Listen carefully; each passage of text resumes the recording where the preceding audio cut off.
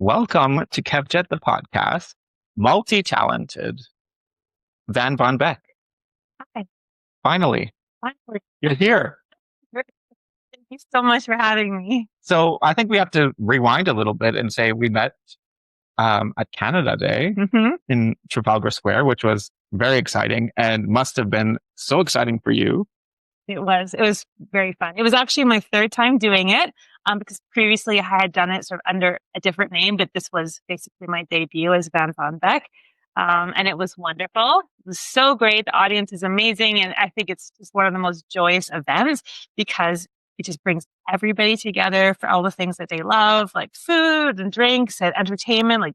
It's great to if you're living in the UK, but you're Canadian and the Canadian bands comes over and like the Arkells and they it's just exciting. Yeah, Like M, exactly. that was a big moment for me. Was it? Yeah. Good. Because I used to watch her TV. So even just the sound of her voice is has a comforting feeling, feeling. Yeah, and she was really nice. So Actually, when I do think back, we actually met before that. We met at a Chamber of Commerce Christmas because you were the lady in red.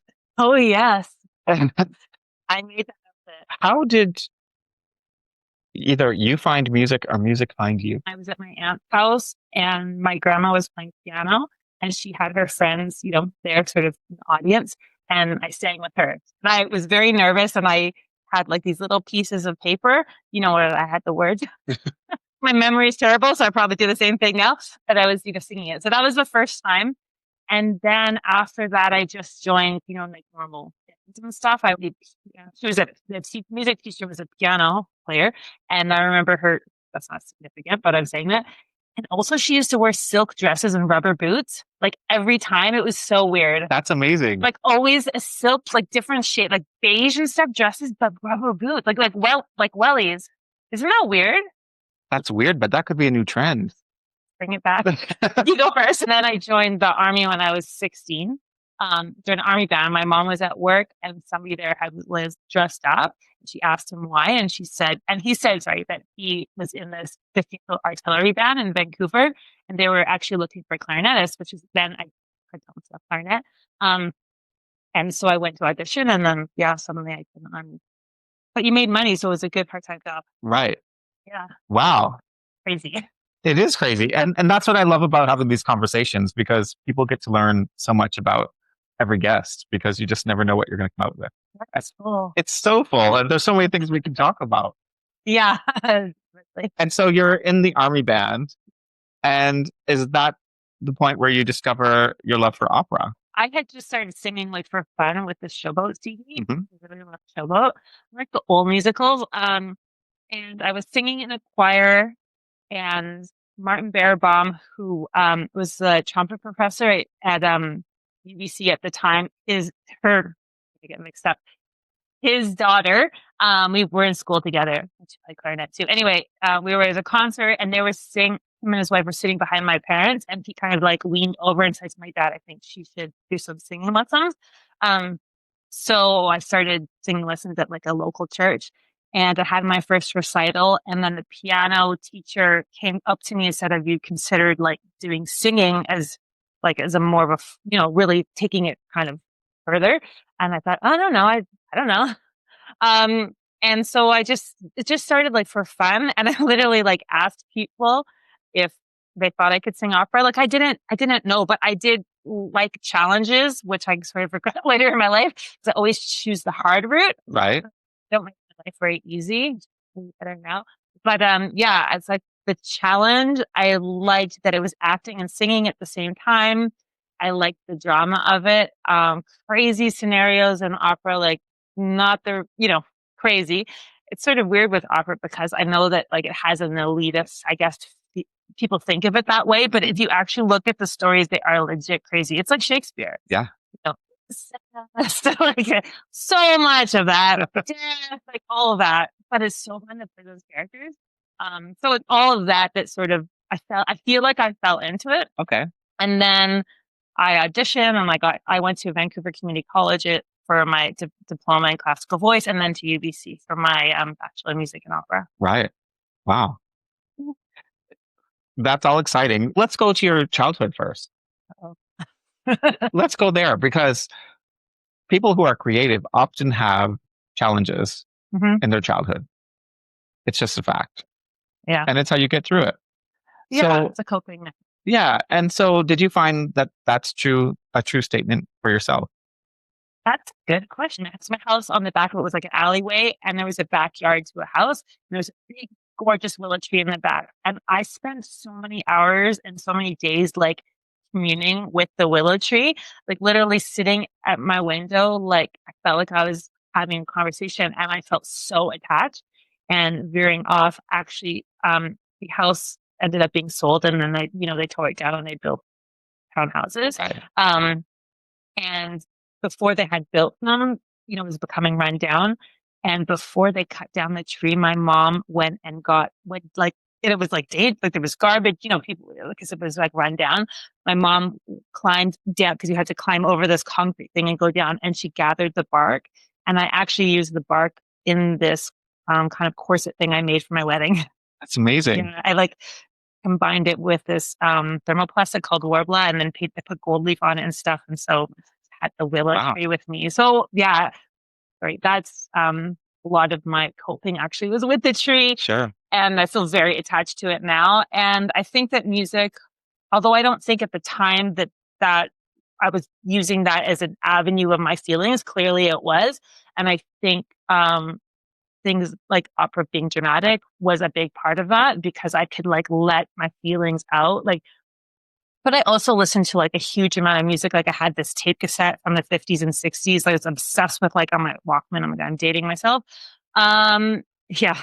And I was also obsessed with Janis Joplin, which is sort of in a way feels like the opposite of opera, because opera, is like so technical and so controlled. And to me, she was like wild and free. And I just wanted to be wild and free, like her, just like let it wail, which will be a full circle to actually what I'm doing kind of a bit now.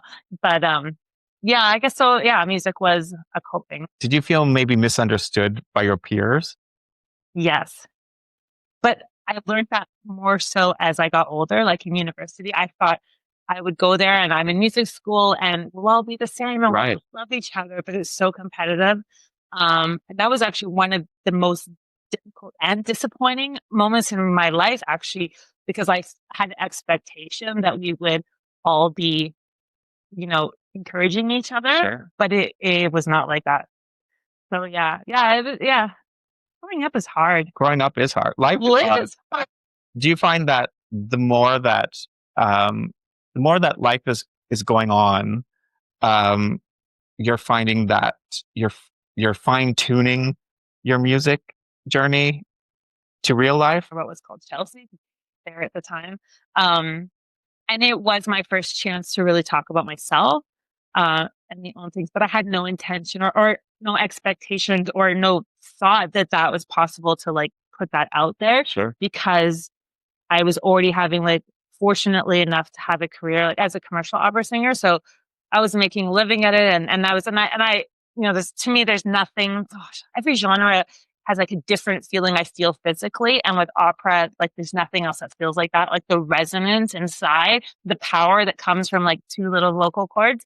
But when I sing the other stuff, it's like a different place. Sure. Yeah. It's not so much about the feeling of the actual sound, the feeling that's guttural. How has performing changed you as a person? I've been performing for so long, I actually can't remember life before it. So I'm not sure, because I started so young. I don't know. I don't know if it's changed me because it's just always been a part of my life. But I know that having so many years not doing it, I could see how that affected me a lot when I had my pain. How has music changed your life? That's also sort of the same thing, because music was always there. But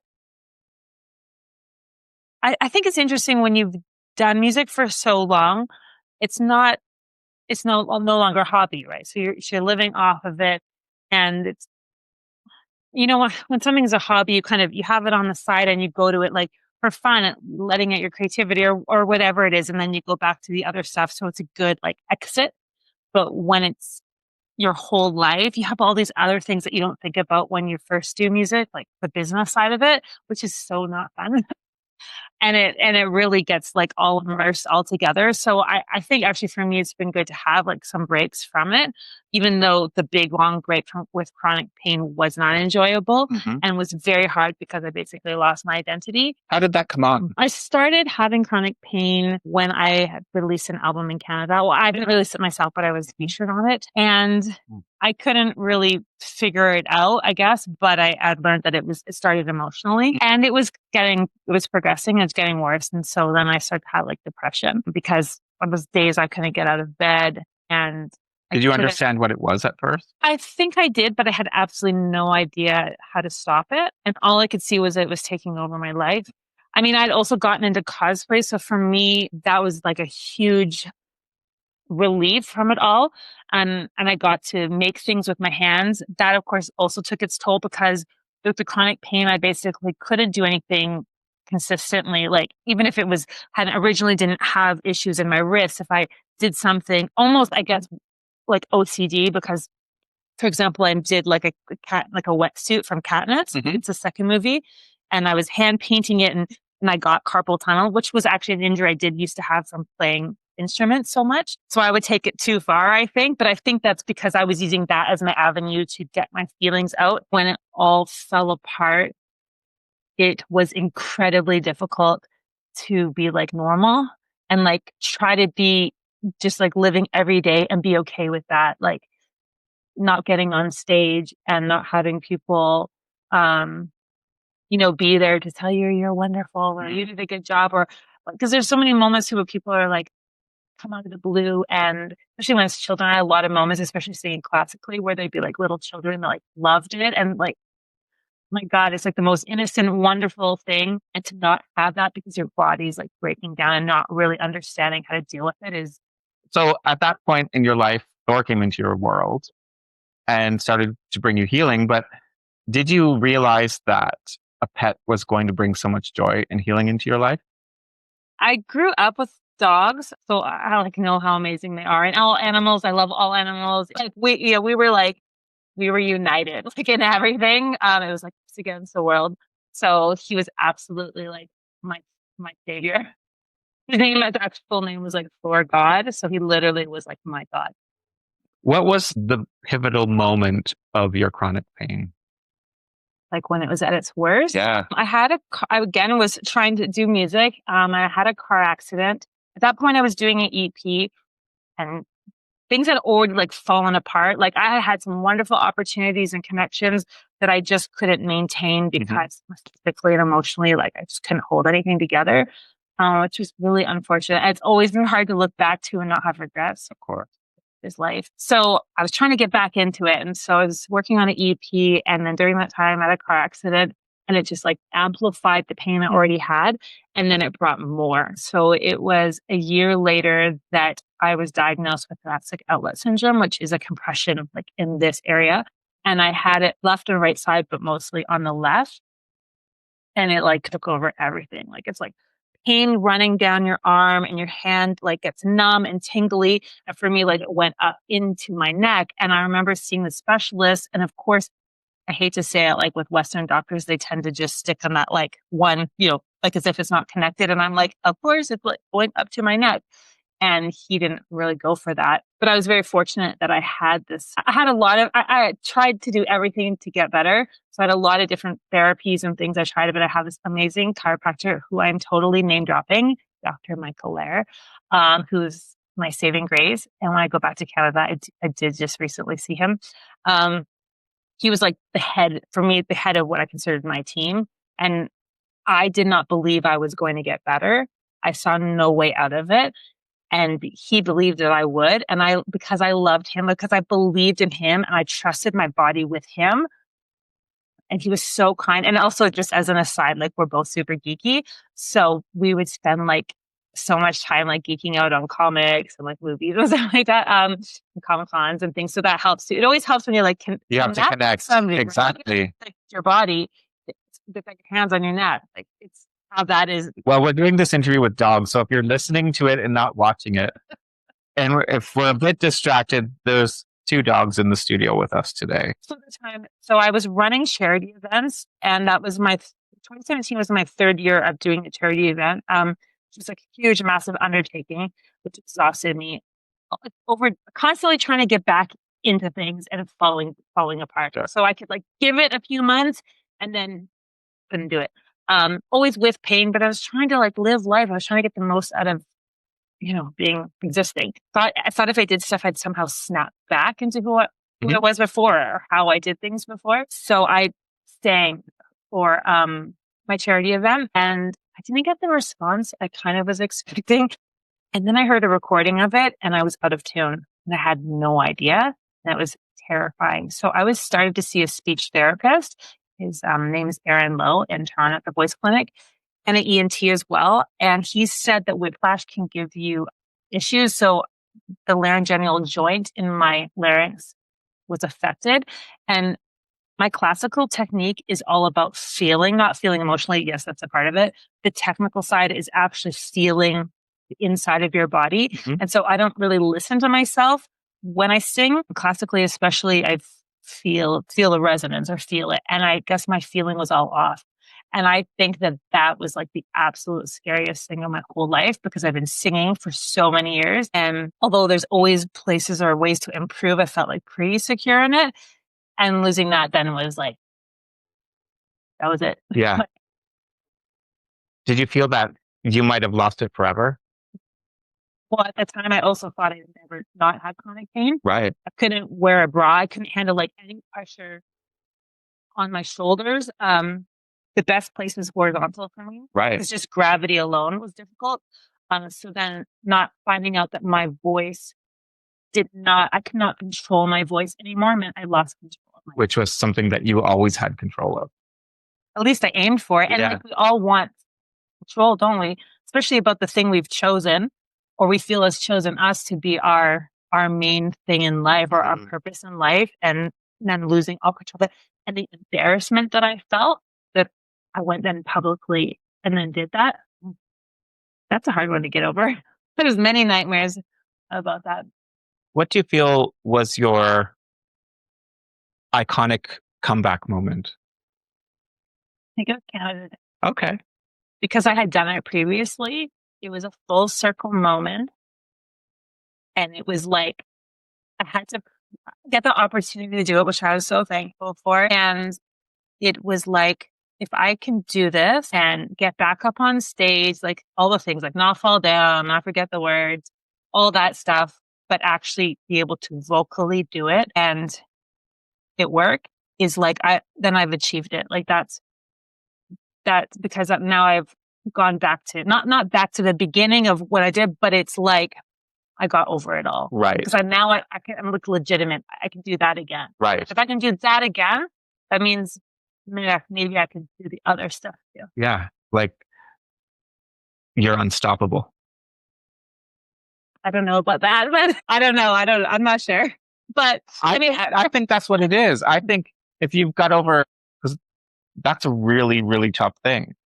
So imagine almost anything can be thrown at you now and you're going to be like, move over. I've got this. I do feel actually that my voice is in the best shape it's ever been. And that's partly because I was living in Canada and then I moved back to the UK and I got to train again with my singing teacher, which I'm so for. I love so much. He's like because I believe classical, like for me, it's like the foundation of my existence. Like vocally, everything comes from that. And I think it's healthy for anyone actually any singer to look into classical because it's, obviously there's a lot of different techniques like there is for everything else. And you have to be careful who your teacher is and things like that, because I believe I did leave a worse singer university than when I showed up, because it's also tied so emotionally. It's like, if it rains, your voice feels it, all that stuff. But I got to spend time with him where I wasn't singing like professionally. So in a way that was actually better because I was starting to burn out a bit. And this was a chance to just work on technique without I literally wanted to just spend time with him because he's older and has health issues. And I wanted to feel secure that in myself, get a bit of that, but I had no expectation I would ever get on stage. So everything past that point is like a major bonus. But because I had that time with him just doing that without worrying about anything else, I think that that is what makes my voice in a better place than it was previously. And also age helps a lot because as you get older, like the vocal cords do change and there's a deepness, which is almost what comes, I guess, from wisdom too. It's like the parallel, like metaphor. It is.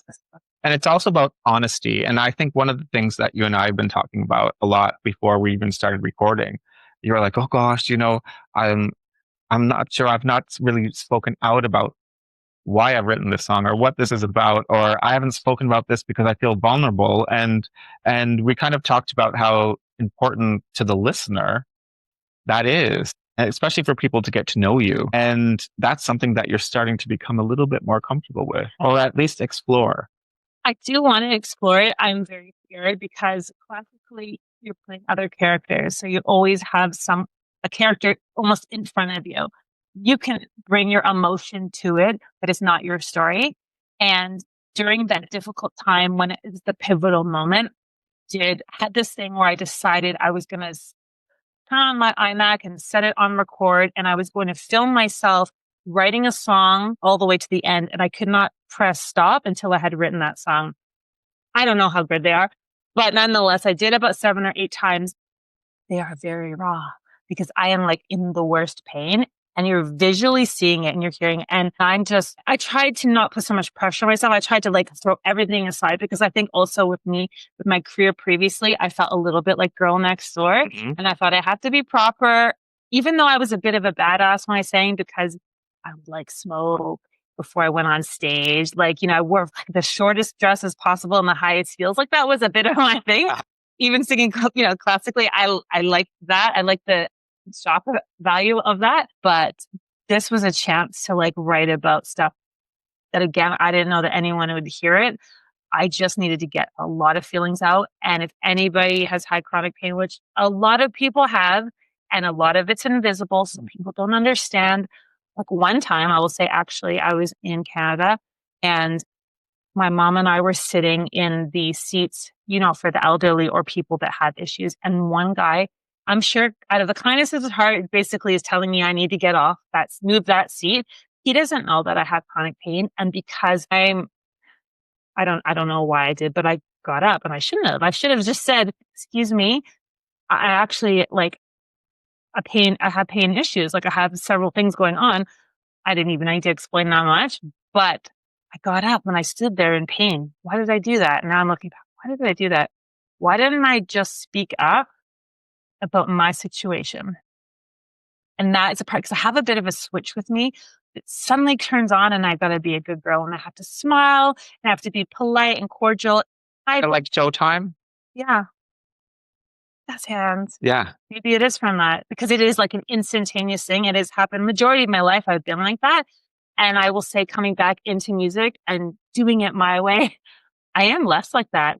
Things are coming out of my mouth and I'm like, oh my God, girl, you just said that? Like, should you have said that? But at the same time, I'm like, I have no regrets. Of course you This is should. how I feel like I'm not being a bitch, but like, you can't treat me like that. A lot of people treated me like that. And I don't want a new person they're not going to make up for what people did in the past. Like I'm trying to be fresh, but sometimes people aren't nice. And sometimes people need to be a little bit put in their place. Do you think it's more difficult for women in the business? I will say my experience, it was very difficult. I hate to speak for other people because you never know like what people have been through. I think stereotypically, yes, it is difficult, very difficult. Previously, my career was blonde and all the things that are necessary or you think is necessary to make it. And a lot of people took advantage of that. Do you think If I had gone down certain paths, they wouldn't even further. Yeah. So maybe the pain helped. I don't know. I try to look back and go, life's turned out the way it's supposed to. Maybe I was saved from something and that has helped me get through it because I will say that like for many, many, many years, the loss of identity and not being able to regain it back was devastating. And I did not think I was going to make it. Mm-hmm. Yeah, it was very, very, very hard. But maybe you are saved from stuff you don't do. Do you feel pretty today? I think you right in the heart. I think I can be pretty. I think if I put makeup on and I can be it, but I do struggle with it more than I did. I mean, I was never like a stereotypically pretty person. I bloomed in my mid-20s. I'd always like had difficulty carry weight. I'm naturally like a muscular person. I wasn't like a stereotypical like skinny teenager. I was not that overweight. Of course, you look back, you're like, I was fine, but I wasn't like the stereotype. It happened in my mid-20s and it was awesome. Like, it was awesome. Like, it was so great to be beautiful. Like, it was amazing, but it's a learning process, but it's also like because I guess I'm relearning my new identity. Maybe this was really the person all along. I think kind of it was because of the way I write, the style I'm writing, the things I wear. I have my natural hair color, which I never had. Like I always had it blonde. And then later when I was going through stuff, I did experiment with like different colors. Sure. Well, my mom like always identified me as being blonde. Um, but the last time I bleached my hair, I had a severe allergic reaction. Like my scalp and my hair broke off and it was like devastating. Again, this is all like every moment is like trying to get at who am I? What's my identity? Like, and a lot of that is hair, right? Hair, clothes. Mm-hmm. That's like sort of the easy part. It was not. I spent years trying to figure out, which is why I was every color, trying to figure out like, what's my identity now? So I tried to go back to blonde because I was like, well, that was my identity before it worked, but it didn't work.